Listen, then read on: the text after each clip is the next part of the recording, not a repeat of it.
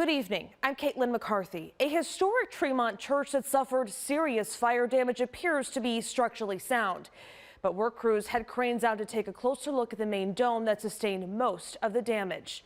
Michelle Nix tells us where the church and its parishioners go from here. Sources confirmed to 19 News that the dome here at St. Theodosius Church in Tremont will likely have to come down at least temporarily after a devastating fire.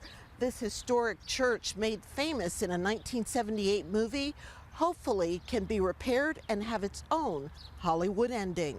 Well, I think it's a horrible tragedy. It's a beautiful icon of the city, and it's intense how things like this can transpire so quickly.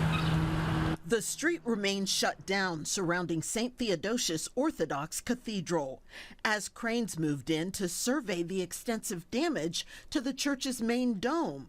The stubborn fire that broke out underneath that dome on Tuesday was ruled accidental, but the fire has sparked more people than ever to stop by and learn its history. It's such a beautiful building, so much history here for the city.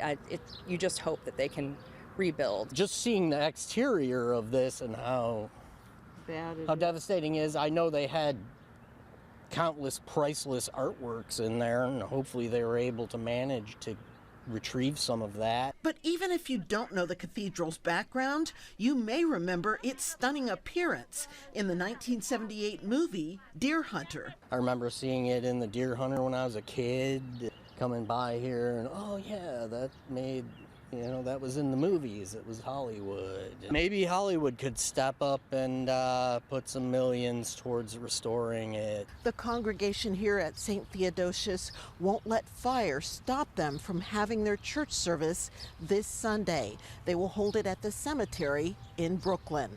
Reporting in Tremont, Michelle Nix, 19 News.